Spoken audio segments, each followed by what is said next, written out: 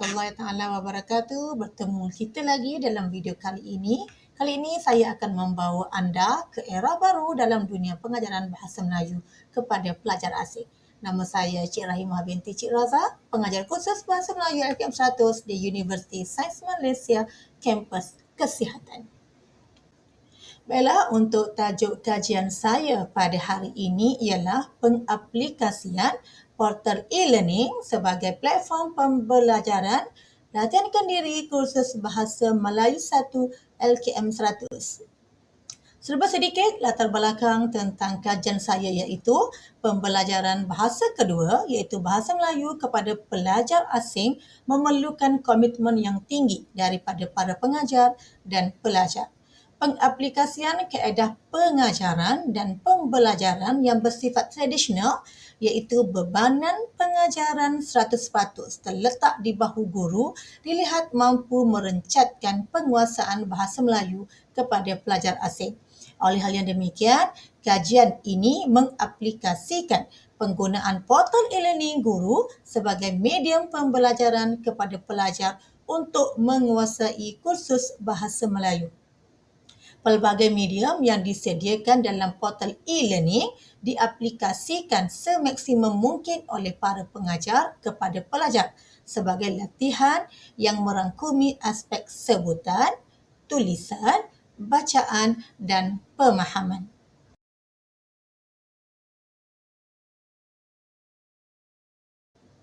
Baiklah, hasil kajian yang kedua ialah pemaknai bahan pengajaran. Di sini tugas guru ataupun pengajar yang boleh memaknai sebarang bentuk bahan pengajaran dalam portal e-learning. Sama ada pilihan dalam bentuk video, audio ataupun tulisan. Kerana kita percaya bahawa para pengajar bebas memilih format untuk memaknai bahan pengajaran mereka kerana kepelbagaian kaedah pemaknai bahan pengajaran menampilkan keupayaan para pengajar dalam penggunaan digital pengajaran sekaligus meningkatkan reputasi dan profesionalisme mereka sebagai pengajar. Hal ini kena kita tahu kepakaran pengajar bukan sahaja dinilai daripada ilmu tetapi juga cara penyampaian mereka dan kemahiran mereka menggunakan kemahiran digital dalam era teknologi ataupun dalam era dunia pengajaran pada hari ini.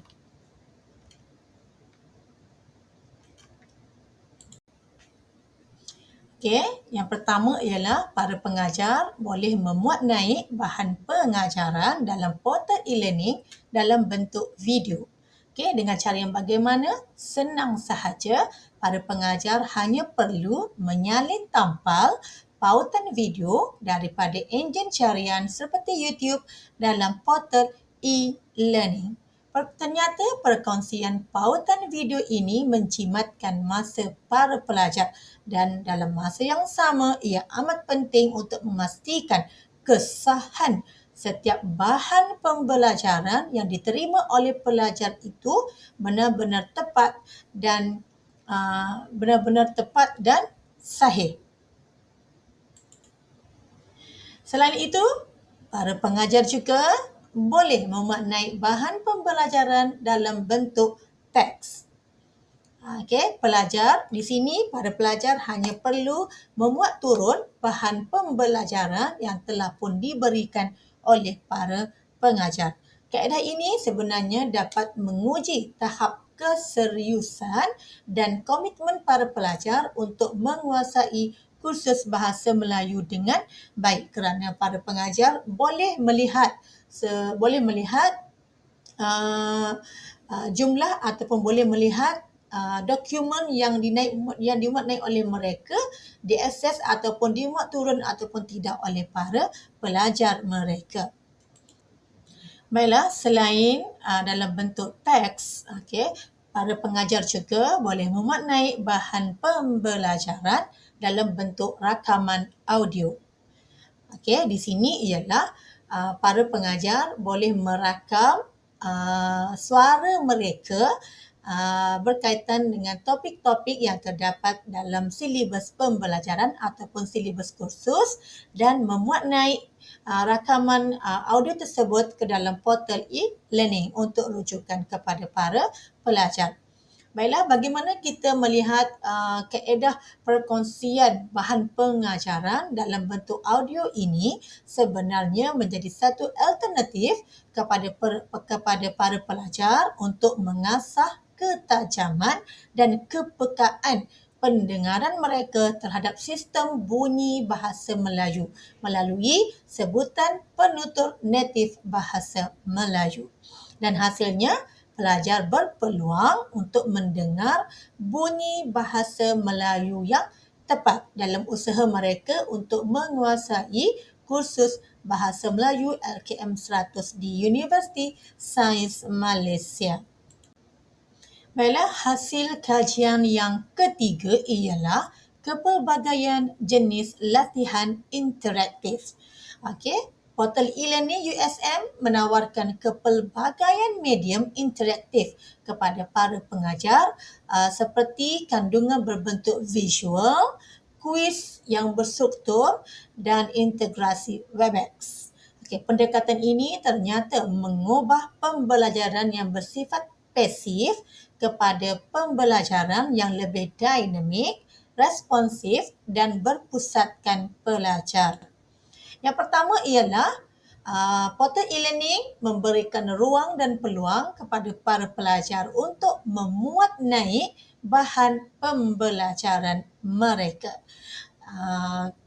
Dalam masa yang sama, apabila para pelajar memuat naik video ataupun memuat naik hasil pembelajaran mereka melalui portal e-learning, maka video mereka secara tidak langsung akan menjadi rujukan kepada pelajar yang lain sebagai satu kaedah untuk memahami ataupun sebagai satu kaedah untuk pembelajaran yang bersifat kolaboratif. Di sini saya tampilkan beberapa sultan video daripada para pelajar saya yang dimaknai oleh mereka dalam portal e-learning. Di sini saya tampilkan beberapa sultan video daripada para pelajar saya yang dimaknai oleh mereka dalam portal e-learning. Di sini saya tampilkan beberapa sultan video daripada para pelajar saya yang dimaknai oleh mereka dalam portal e-learning. Di sini saya tampilkan beberapa sultan video daripada para pelajar saya yang dimaknai oleh mereka dalam portal e-learning. Di sini saya tampilkan beberapa sultan video daripada para pelajar saya yang dimaknai oleh mereka dalam portal e-learning. Di sini saya tampilkan beberapa sultan video daripada para pelajar saya yang dimaknai oleh mereka dalam portal e-learning. Di sini saya tampilkan beberapa sultan video daripada para pelajar saya yang dimaknai oleh mereka dalam portal e-learning. Di sini saya tampilkan seterusnya ialah latihan yang berbentuk pilihan jawapan. Okey, konsep latihan ini sebenarnya memberikan pilihan kepada pelajar untuk menulis jawapan berkaitan dengan soalan yang diberikan. Okey, apa yang menariknya di sini ialah para pensyarah ataupun para pengajar sebenarnya boleh menetapkan kaedah jawapan sama ada melalui semakan daripada para pengajar ataupun semakan jawapan yang bersifat automatik daripada sistem e-learning. Baiklah, di sini ialah salah satu contoh bentuk latihan yang bersifat interaktif ialah ada dalam bentuk jawapan iaitu betul ataupun salah ataupun true or false. Okey. Untuk latihan ini sebenarnya pelajar memperoleh jawapan secara automatik. Iaitu automatik bagaimana apabila pengajar menetapkan menetapkan jawapan terhadap sesuatu soalan itu sama ada betul ataupun salah.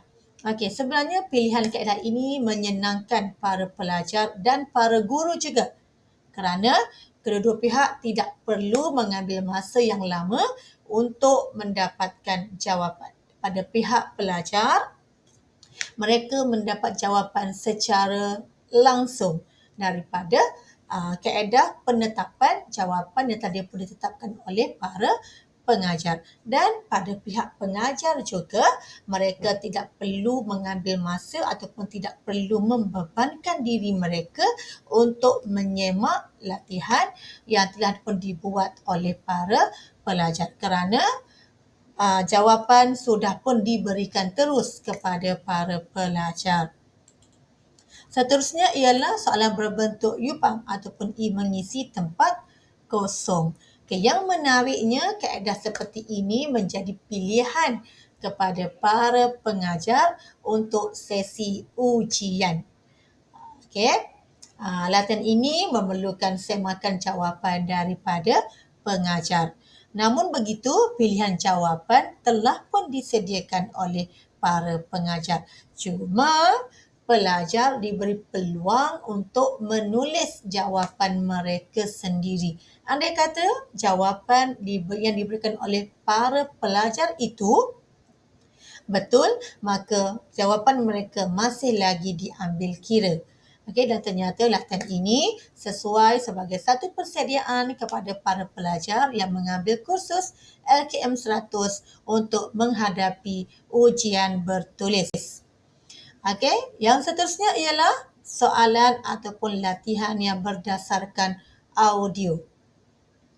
Okey, bagi kaedah latihan ini ialah para pengajar perlu memuat naik dua bahan. Yang pertama ialah rakaman audio dan yang kedua ialah para pengajar perlu mencipta ataupun perlu menulis soalan berdasarkan audio sebentar tadi. Jadi di sini ialah para pengajar pula mereka perlu menekan ataupun menekan butang play ataupun butang main pada rakaman video pada rakaman audio tersebut dan mereka selepas itu mereka perlu menjawab soalan berdasarkan rakaman audio yang telah pun mereka dengari sebentar tadi.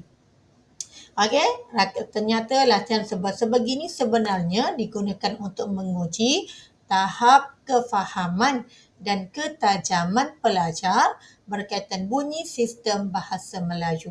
Dan untuk LKM 100 sebenarnya ada satu ujian iaitu ujian mendengar. Dan ternyata kaedah rakaman audio, teks audio ini sebenarnya menjadi satu latihan persediaan kepada para pelajar untuk menghadapi ujian mendengar suatu hari nanti.